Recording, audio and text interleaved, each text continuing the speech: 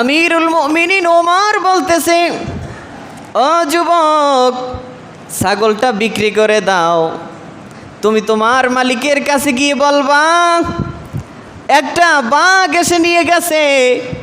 ওই রাখাল যুবক বলতেছে, জবাবটা কি দেয় শোনেন, আমি যদি একটা ছাগল বিক্রি করে দেই, আমার সততার ভিত্তিতে আমার মনিব অবশ্যই মেনে নেবে যে একটা ছাগল বাঘে নিয়ে গেছে।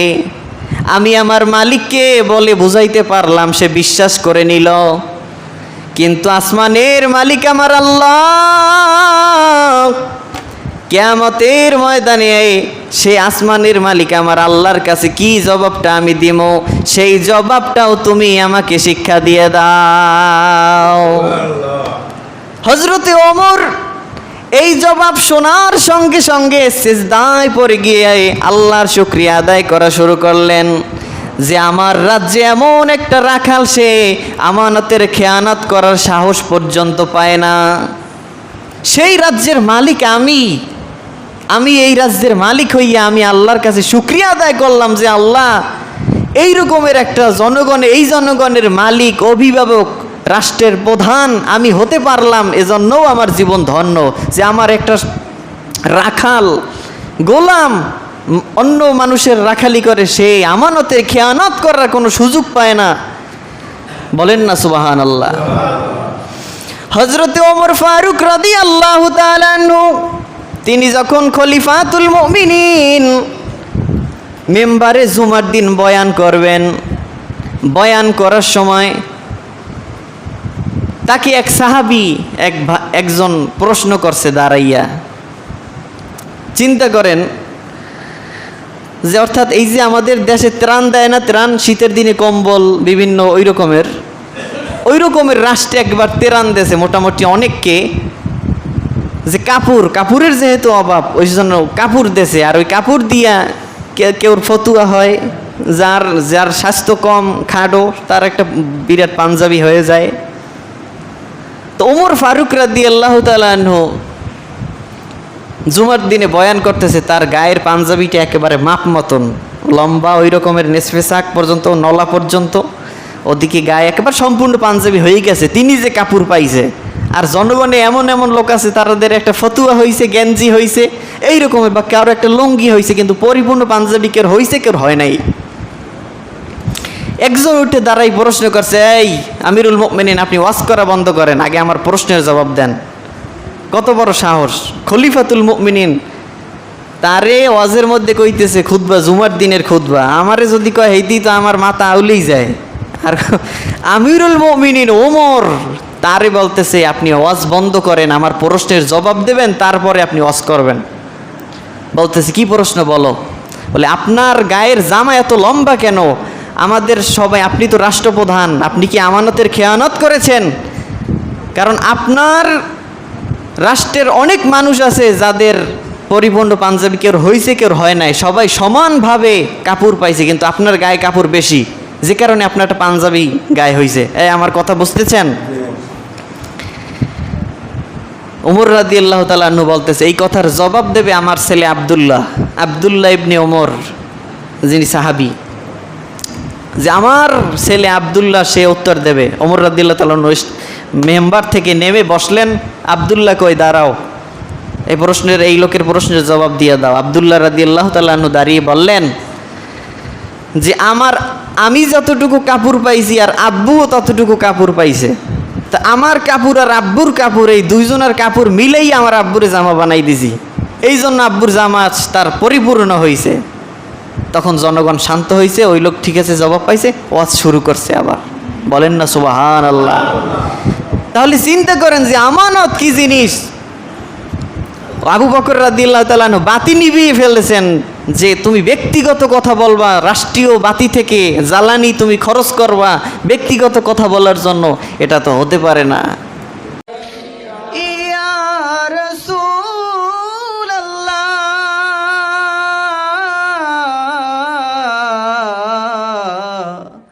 রহমাতুল লিল আলামিন। শাওয়াল মাসের দ্বিতীয় জুমা, আলোচ্য বিষয় হচ্ছে আমানত সম্পর্কে, আমানতের খেয়ানত সম্পর্কে। আমানত শব্দের অর্থ হচ্ছে নিরাপত্তা দেওয়া, রক্ষা করা, হেফাজত করা। আর খেয়ানত শব্দের অর্থ হচ্ছে নষ্ট করা, ধ্বংস করা, নিরাপত্তাহীনতার কারণে সেই মাল খরচ করে দেওয়া। বাংলা ভাষায় আমরা বলি খুয়াইয়া ফালানো, একটা কথা আছে না গ্রামগঞ্জে, খুয়ানো, খুয়াইয়া ফালানো। এই খুয়ানো মানে খ ওয়াও নুন মানে খিয়ানাতুন। এই খিয়ানাত থেকে খুয়ানো, এই শব্দটা আরবি শব্দ, আমরা ওইটাকে এইভাবে ব্যবহার করছি, কিন্তু মূল অক্ষর ওই খিয়ানাত থেকে এই শব্দটা এসেছে। বাংলা ভাষাটা হচ্ছে বিভিন্ন ভাষার মিক্স, ইংলিশও আছে এর মধ্যে আবার বাংলা আছে, আরবি আছে, উর্দু, ফার্সি, এই রকমের শব্দ মিলে একটা বাংলা ভাষা হয়েছে। ঠিক এমনি করে নষ্ট করা, খেয়ানত শব্দের অর্থ কি? নষ্ট করা, ধ্বংস করা।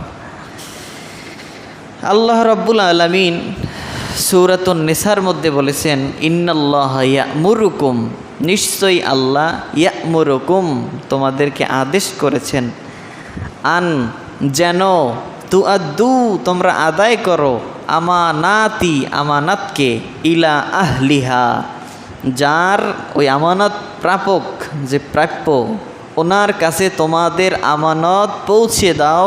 নিশ্চয়ই আল্লাহ এটার নির্দেশ করেছেন, বলেন সুবহানাল্লাহ। ইন্নাল্লাহা ইয়া'মুরুকুম আন তুআদ্দুল আমানাতি ইলা আহলিকুম, যে নিশ্চয়ই আল্লাহ তাআলা আদেশ করেছেন যে প্রাপকের কাছে তোমাদের আমানত পৌঁছে দাও, আদায় করে দাও। সম্মানিত হাজিরিন, রসুল পাক সাল্লাল্লাহু আলাইহি ওয়াসাল্লাম হাদিস শরীফের মধ্যে বলেছেন, আন আবি হুরায়রা রাদিয়াল্লাহু তাআলা আনহু ক্বালা রাসূলুল্লাহি সাল্লাল্লাহু আলাইহি ওয়াসাল্লাম, আয়াতুল মুনাফিকে সালাসুন, মুনাফিকের আলামত, নিদর্শন হচ্ছে তিনটি। আয়াতুল মুনাফিকে, আয়াত শব্দের অর্থ হচ্ছে নিদর্শন। এই যে কোরআনের আয়াত মানে নিদর্শন। আয়াতুল মুনাফিকে, মুনাফিকের আলামত, সালাসুন মানে তিনটি। এক নাম্বার হচ্ছে, নবীজি বললেন যে ওয়াইন সমা, যদি সে রোজাও রাখে, ওয়াইন সল্লা, যদি সে নামাজও পড়ে, তারপরেও এই তিনটা গুণ, এই তিনটা বৈশিষ্ট্য যার ভিতরে পাওয়া যাবে, সে ব্যক্তি মুনাফিক। মুনাফিক সে কি নামাজ পড়বে না? কে নবীজির পিছে নামাজ পড়ে নাই? পড়ছে। তো নবীজির জমানার মুনাফিক এক জিনিস, যে নবীজির নবুয়তের পিছনে নবীকে হত্যা করা, মদিনা শরীফের রাষ্ট্র ধ্বংস করা, এই সম্পর্কে এই সমস্ত কাজে তারা লিপ্ত ছিল। তো তাদের মধ্যে এই যে টোটাল তিনটা, এটাও ছিল তিনটা আমানত।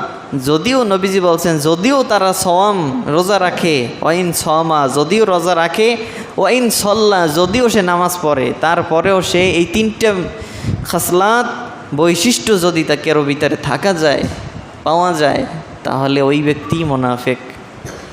এক নম্বরে হচ্ছে ইজা হাদ্দাসা, যখন সে কথা বলে, কাযাবা, মিথ্যা কথা বলে। কথা বললেই হাসি তামাশা করে বলুক, যেভাবেই হোক, প্রায় কথাই মিথ্যা।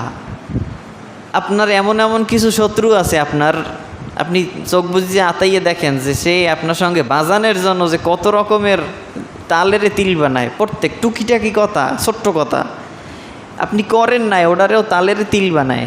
এরকমের শত্রু আপনার আমার আছে কি নাই? তো এইরকমের শত্রু পাইয়াও আমি ভাগ্যবান যে আপনার আমার শত্রু সে মুনাফিক, সে মুসলমান না। কে ভাগ্যবান না? আমি। কারণ সে প্রত্যেকটা আপনার একটা ভালো কথা ওটারে উল্টাইয়ে মিথ্যে বানাই দেবে, আর বিনিময়ে আপনার আমল নামে আল্লাহ নেকি লেখা দেবে, বলেন সুবহানাল্লাহ। তো এই যে হাদ্দাসা কাযাবা, যখন সে কথা বলে তখন সে মিথ্যা কথা বলে। ওয়াইজা ওয়াদা আখলাফা, যখন সে ওয়াদা করে, অঙ্গীকার করে, তখন সেটা খেলাফ করে। আখলাফা মানে খেলাফ করে। আর হচ্ছে ওয়াইজা উতুমিনা, যখন তার কাছে আমানত রাখা হয় খনা, সে খেয়ানত করে ফেলে, বলেন নাউজুবিল্লাহ। আর মুসলিম শরীফের অন্য আরেকখানা হাদিসের মধ্যে এসেছে যে 4টা মুনাফিকের আলামত, সেক্ষেত্রে আরেকটা বাড়ানো আছে, এই 3টা সহ, যে যখন সে কথা বলে মিথ্যা কথা বলে, আবার যখন সে ওয়াদা করে ওয়াদার খেলাফ করে, আর যখন আমানত রাখা হয় সে আমানতের খেয়ানত করে। আরেকটা হচ্ছে ওয়াইজা খসামা, যখন সে ঝগড়া করে, ফাজারা, তখন সে গালিগালাজ করে। কি এরকমের মানুষ আছে না যে ঝগড়া লাগার আগেই সে একেবারে গোষ্ঠী শুদ্ধা খামার শুরু করে, গালিগালাজ, এটা মুনাফিকের আলামত। এমনও মানুষের সঙ্গে আপনি ঝগড়া করিয়ে দেখছেন যে এই ঝগড়ার মধ্যে অনেক তেজ দেখাইছে, অনেক রাগ হয়েছে, শক্তি হয়েছে, কিন্তু একটাও গালি দেয় নাই, এরকমের মানুষের লাগে ঝগড়া হয়েছে না। আবার অনেক মানুষ আছে গালি দেওয়া লাগে না, আর আগেই সে শুরু করিয়ে দেয় একেবারে, এটা মুনাফিক।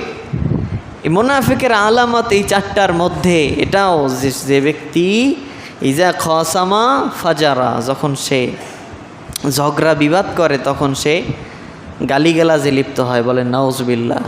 তো এজন্য মুনাফিকের আলামত এই 3টি, অন্য রেওয়ায়েতে আছে আরও একটি 4টি।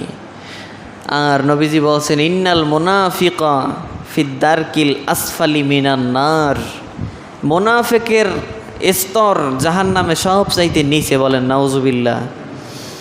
মুনাফিকের স্তর সবচাইতে নিচে আর উপরের মধ্যে পার্থক্য কি? জাহান্নাম তো জাহান্নাম, উপরে নিচে পার্থক্য আছে। সেটা হচ্ছে কোনো উম্মতে মুহাম্মাদি যদি জাহান্নামে যায়, তার সমস্ত দেহে আগুন লাগলেও তার চেহারায় আগুন লাগবে না, বলেন সুবহানাল্লাহ।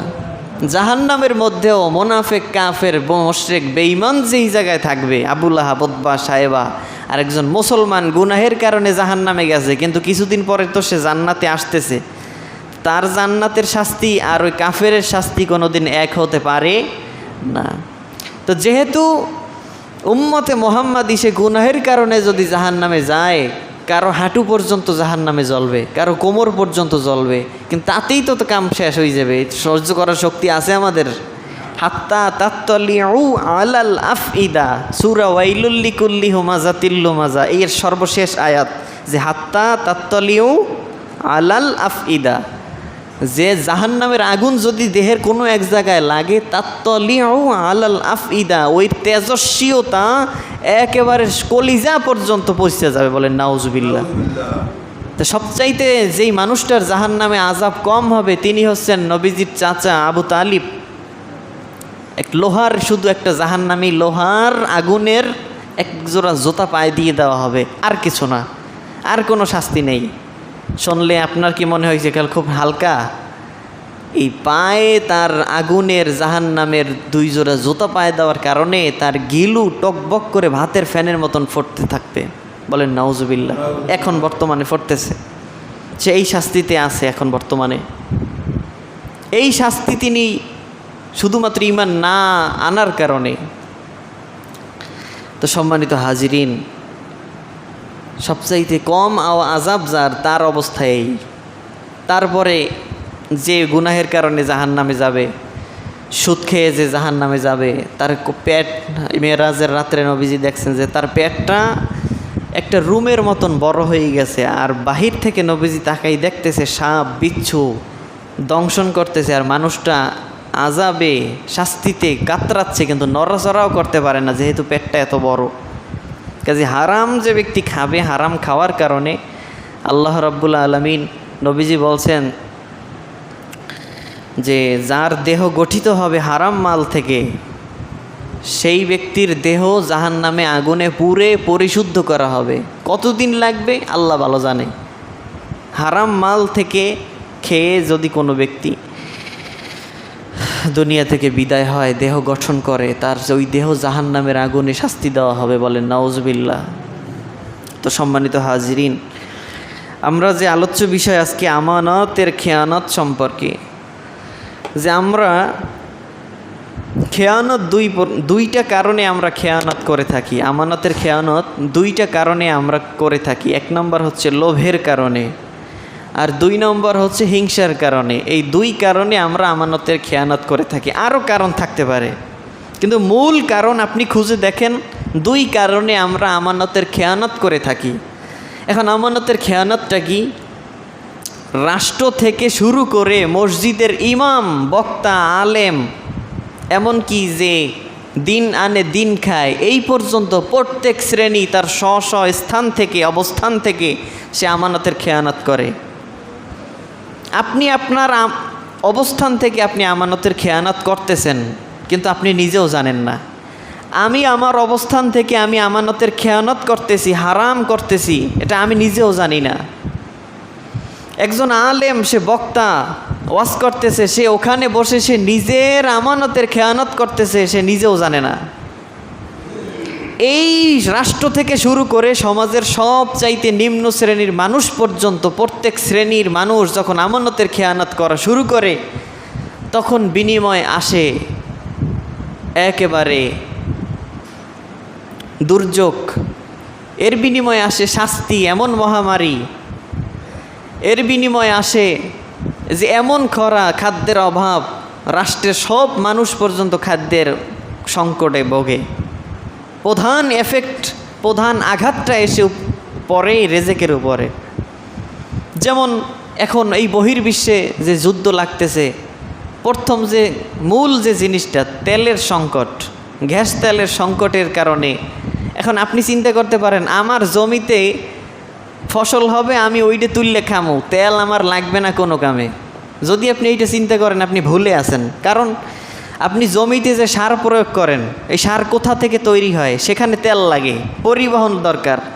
ওখান থেকে দাম বাড়তে বাড়তে আপনি সার কিনে জমিতে দিতেও পারবেন না, ফসলও তেমন হবে না। সমস্ত দেশে, পৃথিবীতে যদি এইরকমের হয়, আপনার দেশে যদি এইরকমের হয়, বাংলাদেশে, তখন খাদ্যের এমনিতেই একটা অভাব পড়ে যাবে। ওই একটু অভাব আপনি মনে করতেছেন না, ওইটাই বিশাল অভাব। আপনার অবস্থান থেকে ফসল হয়েছে অর্ধেক, আপনি মনে করতেছেন, কিন্তু না, টোটাল বিশ্ব বা সারা বাংলাদেশ থেকেই এই রকমের খাদ্যের সংকট পড়তেছে। এইভাবে করতে করতে প্রত্যেকটা জিনিসের দাম বেড়ে যাবে। একটা সাবান আপনি এখন 33-35 টাকা কেনেন, ওই সময় যদি একটা সাবান কেনা লাগে 100 টাকা, 120 টাকা, আপনি বোঝেন অবস্থাটা কি হয়। সাবান তো নিত্য প্রয়োজনীয় জিনিস, নুন, তেল, পেঁয়াজ, প্রত্যেকটা জিনিসের দাম বাড়বে। শুধুমাত্র গোড়ায় তেল। আপনি মনে করতেছেন যে ওদিকে ইসরায়েল আর ওই আমেরিকা ওয়া ধ্বংস হয় হোক, ইরান শেষ হোক, যা হরে হরুক, আমি তো ঘরে সুস্থে দুই প্লেট খাইয়ে ঘুমাইতে আছি। না, আপনার ওই 2 প্লেট যে ভাত খাচ্ছেন, ওর পিছনেও তেলের শক্তি আছে। ওই তেলের ওদিকে কারবার চলে, বহন হয়, উৎপাদন হয়।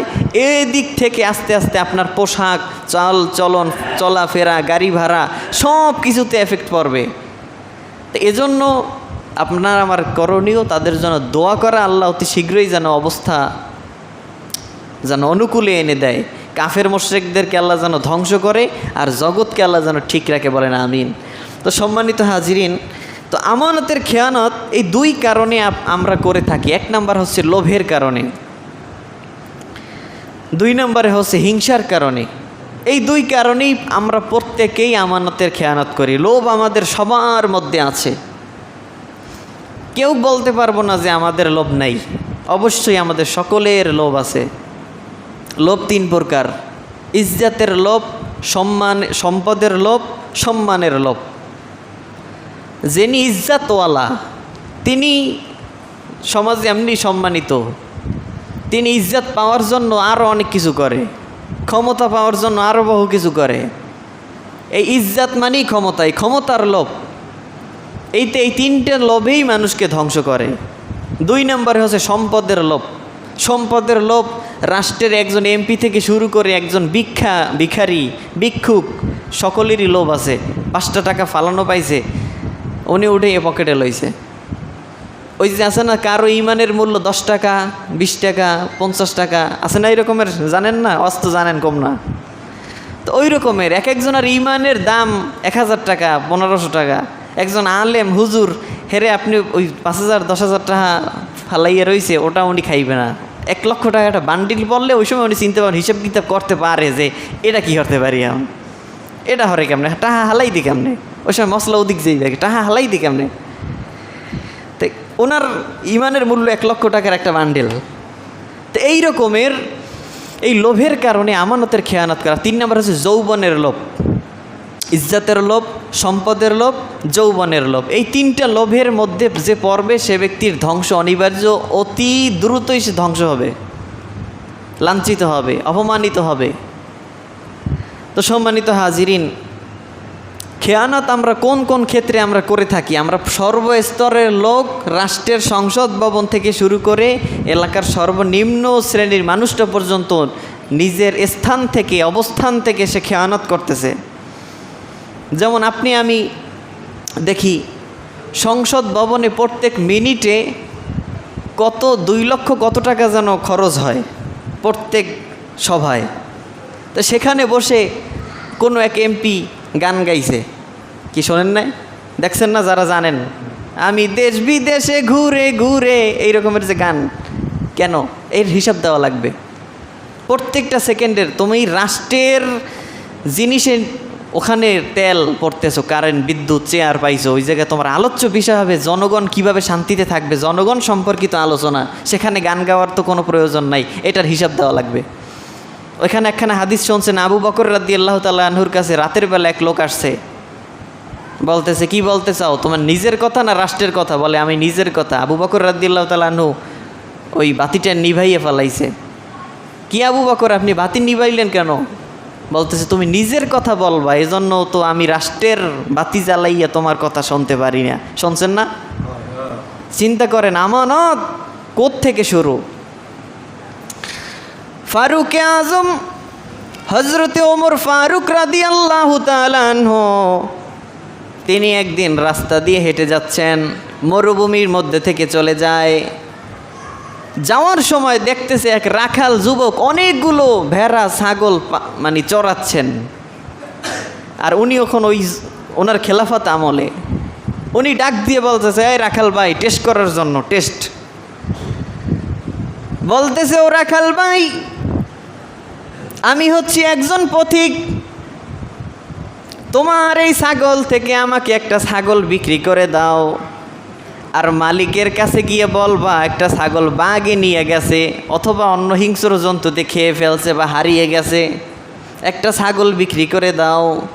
ওই ছাগলটা দিয়ে আমি দুধ খাবো, আমার প্রয়োজনীয় কাজে লাগবে।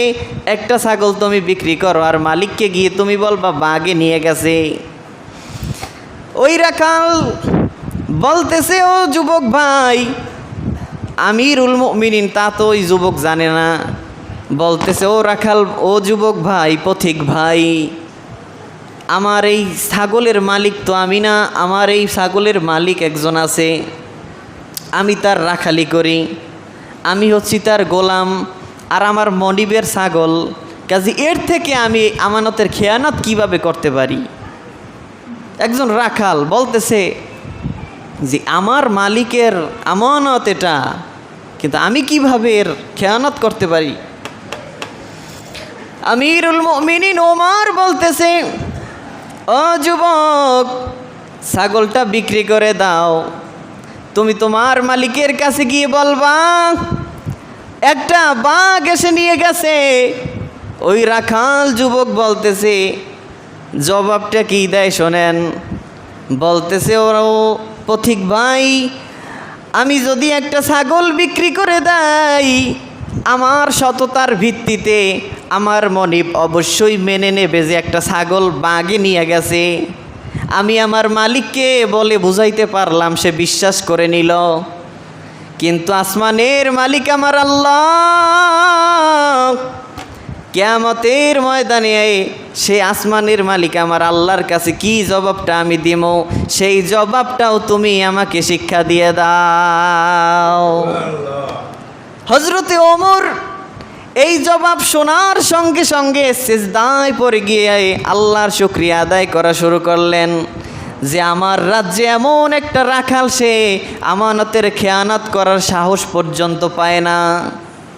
সেই রাজ্যের মালিক আমি এই রাজ্যের মালিক হইয়া আমি আল্লাহর কাছে শুকরিয়া আদায় করলাম যে আল্লাহ, এই রকমের একটা এই জনগণের মালিক, অভিভাবক, রাষ্ট্রের প্রধান আমি হতে পারলাম। এজন্যও আমার জীবন ধন্য যে আমার একটা রাখাল, গোলাম অন্য মানুষের রাখালি করে, সে আমানতের খেয়ানত করার কোনো সুযোগ পায় না।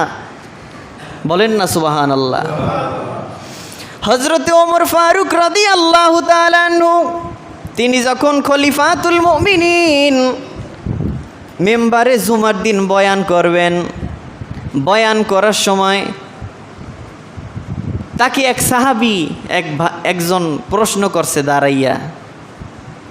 চিন্তা করেন যে অর্থাৎ এই যে আমাদের দেশে ত্রাণ দেয় না, ত্রাণ শীতের দিনে কম্বল বিভিন্ন ওই রকমের রাষ্ট্রে একবার ত্রাণ দেশে মোটামুটি অনেককে, যে কাপড়ের যেহেতু অভাব ওই জন্য কাপড় দেশে, আর ওই কাপড় দিয়া কেউর ফতুয়া হয়, যার স্বাস্থ্য কম খাটো তার একটা বিরাট পাঞ্জাবি হয়ে যায়। তো ওমর ফারুক রাদিয়াল্লাহু তাআলা আনহু জুমার দিনে বয়ান করতেছে, তার গায়ের পাঞ্জাবিটা একেবারে মাপ মতন লম্বা, ওই রকমের নেসফে সাক পর্যন্ত, নলা পর্যন্ত, ওদিকে গায়ে একেবারে সম্পূর্ণ পাঞ্জাবি হয়ে গেছে, তিনি যে কাপড় পাইছে। আর জনগণে এমন এমন লোক আছে তাদের একটা ফতুয়া হয়েছে, গেঞ্জি হয়েছে এই রকমের, বা কারো একটা লুঙ্গি হয়েছে, কিন্তু পরিপূর্ণ পাঞ্জাবি কেউ হয়েছে কেউ হয় নাই। একজন উঠে দাঁড়াই প্রশ্ন করছে, এই আমিরুল মুমিনিন, আপনি ওয়াজ করা বন্ধ করেন, আগে আমার প্রশ্নের জবাব দেন। কত বড় সাহস! খলিফাতুল মুমিনিন তারে ওয়াজের মধ্যে কইতেছে খুতবা, জুমার দিনের খুতবা, আমারে যদি কয় হেইতি তো আমার মাথা আউলেই যায়। আর আমিরুল মুমিনিন ওমর তারে বলতেছে, আপনি ওয়াজ বন্ধ করেন, আমার প্রশ্নের জবাব দেবেন, তারপরে আপনি ওয়াজ করবেন। বলতেছে, কি প্রশ্ন বলো? বলে, আপনার গায়ের জামা এত লম্বা কেন? আমাদের সবাই, আপনি তো রাষ্ট্রপ্রধান, আপনি কি আমানতের খেয়ানত করেছেন? কারণ আপনার রাষ্ট্রের অনেক মানুষ আছে যাদের পরিপূর্ণ পাঞ্জাবি কেউ হয়েছে কেউ হয় নাই, সবাই সমানভাবে কাপড় পাইছে, কিন্তু আপনার গায়ে কাপড় বেশি, যে কারণে আপনার একটা পাঞ্জাবি গায়ে হয়েছে। আমার কথা বুঝতেছেন? ওমর রাদিয়াল্লাহু তাআলা আনহু বলতেছে, এই কথার জবাব দেবে আমার ছেলে আব্দুল্লাহ ইবনে ওমর, যিনি সাহাবী, যে আমার ছেলে আব্দুল্লাহ সে উত্তর দেবে। ওমর রাদিয়াল্লাহু তাআলা আনহু মেম্বার থেকে নেমে বসলেন, আব্দুল্লাহ কই দাঁড়াও, এই লোকের প্রশ্নের জবাব দিয়ে দাও। আব্দুল্লাহ রাদিয়াল্লাহু তাআলা আনহু দাঁড়িয়ে বললেন যে আমি যতটুকু কাপড় পাইছি আর আব্বুও ততটুকু কাপড় পাইছে, তা আমার কাপড় আর আব্বুর কাপড়, এই দুইজনের কাপড় মিলেই আমার আব্বুরে জামা বানাই দিছি, এই জন্য আব্বুর জামা তার পরিপূর্ণ হয়েছে। তখন জনগণ শান্ত হয়েছে, ওই লোক ঠিক আছে জবাব পাইছে, ওয়াজ শুরু করছে আবার। বলেন না সুবহানাল্লাহ। তাহলে চিন্তা করেন যে আমানত কি জিনিস। আবু বকর রাদিয়াল্লাহু তাআলা আনহু বাতি নিভিয়ে ফেলেছেন, যে তুমি ব্যক্তিগত কথা বলবা, রাষ্ট্রীয় বাতি থেকে জ্বালানি তুমি খরচ করবা ব্যক্তিগত কথা বলার জন্য, এটা তো হতে পারে না। সাহাবায়ে কেরামদের আমানত কী রকমের ছিলেন? তারা জান্নাতের সর্বোচ্চ মাকাম কেন পাবে না? তারা জাতির অনুসরণীয় ব্যক্তি কেন হবে না? তাদের শুরু থেকে শেষ পর্যন্ত জীবনের প্রত্যেকটা মাপকাঠি ছিল আমানতের। বলেন না সুবহানাল্লাহ। তো সম্মানিত হাজিরিন, আমরা ব্যক্তিগত ক্ষেত্রে আমরা সকলেই আমানতের খেয়ানতকারী। লোভের কারণে আমি আমানতের খেয়ানত করে থাকি, হিংসার কারণে আমানতের খেয়ানত করে থাকি। অন্য আরেকজন মুসলিম ভাই সে জেনা করিয়া বের হইয়ে আপনার সামনে পড়ছে, ধরা পড়ছে, আপনি ওইটা বুঝতে পারছেন।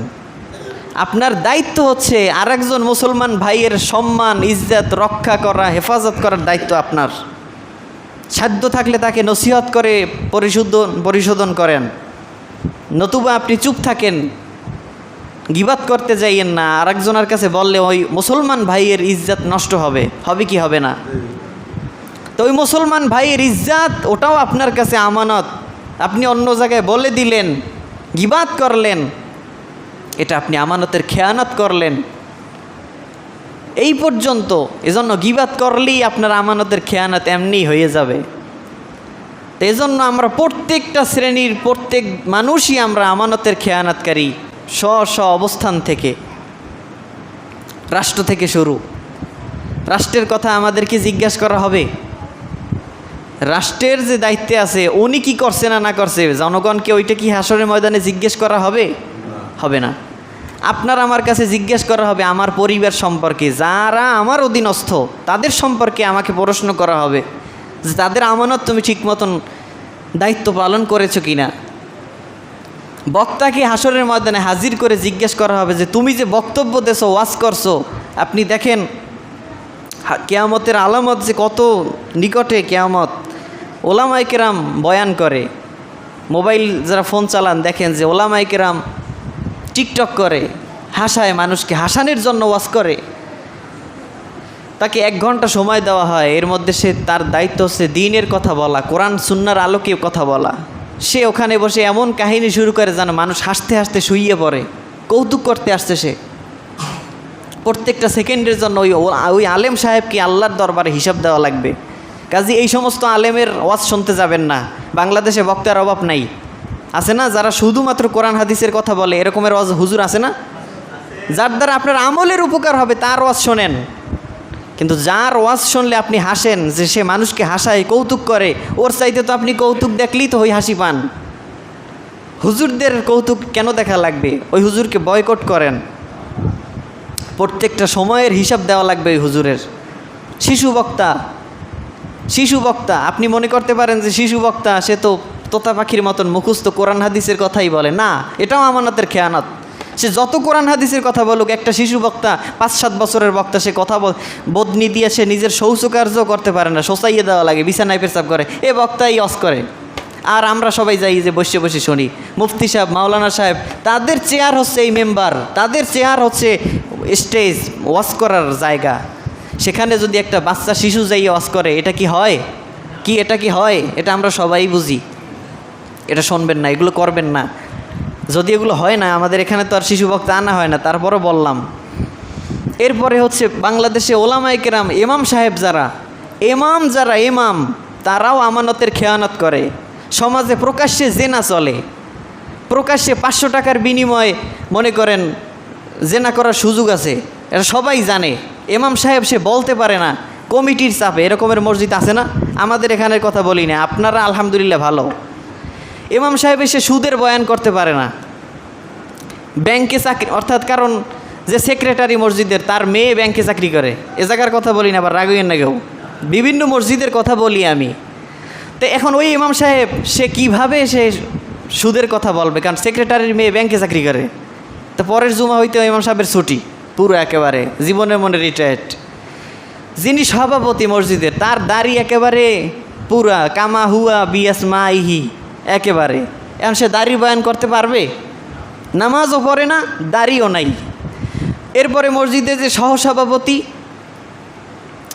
সেও ওই রকমের মনে করেন, একটা হচ্ছে পর্দা, সুদ ঘুষ, আর একটা হচ্ছে পর্দা, দাড়ি, ওই রকমের বড় বড় অপরাধ। এই ইমাম সাহেব কি মসজিদে বসে সেই জায়গায় সে এই হারামের বিরুদ্ধে বয়ান করতে পারে? কজ্জে থাকলে পারে, কলিজা লাগে, বয়ান করার ওই রকমের হিম্মত দরকার। কিন্তু কমিটিরা যেহেতু ইমাম সাহেবরে চাপাইয়া রাখছে যে হুজুর কথা ভালো হয়ে কইয়েন, নাইলে কিন্তু পরের জুমা হইতে আমি একেবারে চলে যাইবেন, তখন ইমাম সাহেব হে কয়, ওই মেরাজের রাত্রে নবীজি সপ্ত আসমানের ওহিন দিয়ে কুল দিয়ে কোন কুল দিয়ে গেছে, হেদিক গেছে। সুদের বয়ানে আর নাই, ব্যাংকে চাকরির বিরুদ্ধে ওই রকমের বয়ান নাই, পর্দার বিরুদ্ধে বয়ান নাই। ইমাম সাহেব এবার ওই সপ্ত আসমানের অকুল দিয়ে ওদিক যায় ওয়াজ করিয়া। বোঝেন কথা, বোঝেন? তো এই যে হুজুরে হারামের বিরুদ্ধে বয়ান রেখে সে ওই সপ্ত আসমানের অকুল দিয়ে গেছে, আর মুসল্লিরে কয়, দেখছো হুজুরে কি জানে, হুজুর সপ্ত আসমানে কোন দিক গেছে, হ্যাঁ হুজুরে জানে, বাহাবা। কিন্তু ওই কমিটির কারণে, কমিটির আমানতের খেয়ানতকারী, যার কারণে ইমাম সাহেব চাপে রাখকে এই কথা বলতে পারে নাই। তো এই জন্য এই মসজিদ কমিটিকেও কিয়ামতের ময়দানে হিসাব দেওয়া লাগবে।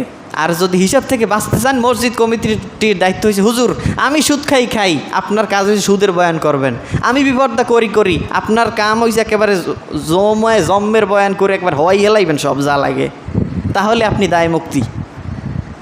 আর যদি মনে করেন হুজুরে করতেছে বয়ান, একজন ওইটি কইতে যায়, হুজুর আলোচনার টপিক পাল্টান, ওই সময় সব মুসল্লিদের দায়িত্ব কি জানেন?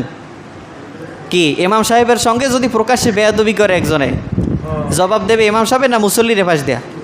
মুসল্লিরা। কারণ ইমাম সাহেব কি মায়ের লাগবে, এমন কথা কইছে লাগবে মায়ের উঠিয়া, হে কি মায়ের ইমাম সাহেব দেবে? কে দেবে? মুসল্লিরে দেবে। যে এই রকমের কথা কেন বললা তুমি? এইটা আপনার দায়িত্ব। মারামারি তো জায়েজ নাই, কিন্তু কোনো ক্ষেত্রে মারামারি না করলে আপনার গুনাহ হইবে, করা লাগবে। মায়ের জায়গায় মায়ের, এইটার নামই হয়েছে আদব। ওখানে বলা হয়েছে অহংকারের প্রতি ঔদ্ধত্য প্রকাশ করার নামই হচ্ছে বিনয়। যে অহংকার করে এর সঙ্গেও আপনি ওই রকমের মানে চোপারের বদলে চোপার, এইটার নাম আদব। ওই জায়গায় হেরে সালাম দিয়ে চলা যাইবে না, এই রকমের কিছু বিষয় আছে। তো সম্মানিত হাজিরিন, আল্লাহ রাব্বুল আলামিন আমাদের সকলকে আমানতের খেয়ানত থেকে মুক্ত থাকার তৌফিক দান করুক, বলেন আমিন। একজন যে ব্যক্তি দিন মজুর, তার দায়িত্ব সকাল যে কয়টা থেকে বিকাল যে কয়টা পর্যন্ত কাজের সময়, এর মধ্যে সে অহেতুক কথা যদি দাঁড়িয়ে 5 মিনিট বলে, ওটারও হিসাব তার আসরের ময়দানে দেওয়া লাগবে, মালিকের কাছে না দিলেও। যে কারণ মালিকের তোমার তো ঠিক মতন টাকা তো দিয়ে দিতেছে মজুরি, তুমি কেন তারপরেও পেরসাব আসে নাই কাজের মধ্যে, সে কোনো পেরসাব করতে যায়, হুদে জায়গায় পেরসাব পানে যে বই থাকে, এরও হিসাব দেওয়া লাগবে, মালিকের কাছে না দিলেও হাসরের ময়দানে দেওয়া লাগবে। তাহলে এক্ষেত্রেও সে আমানতের খেয়ানত করছে, কি করছে কি করে নাই? এমপি সাহেব, মন্ত্রী সাহেব, হেরা যে রাষ্ট্রের ওই দায়িত্বে থাকতে যে আমানতের খেয়ানত করছে, এর হিসাব হের দেওয়া লাগবে। আর আপনার অবস্থান থেকে আপনি যে আমানতের খেয়ানত করছেন, এর হিসাব আপনাকে নিজেকে দিতে হবে। ইমাম সাহেব সে কোন কথা বলা লাগবে, এটা এরাই আরেক দিক গেছে, এটার ইমাম সাহেবের হিসাব দেওয়া লাগবে। তো সবাই কেউ হিসাব থেকে রেহাই নাই, সকলেরই হিসাব দেওয়া লাগবে হাসরের ময়দানে। আল্লাহ রাব্বুল আলামিন আমাদের সকলকে আমানতকে রক্ষা করার তৌফিক দান করুক, বলেন আমিন। ওয়া আখির দাওয়ানা আলহামদুলিল্লাহি রাব্বিল আলামিন। আসসালামু আলাইকুম ওয়া রাহমাতুল্লাহি ওয়া বারাকাতুহু। যাদের সুন্নাত বাকি আছে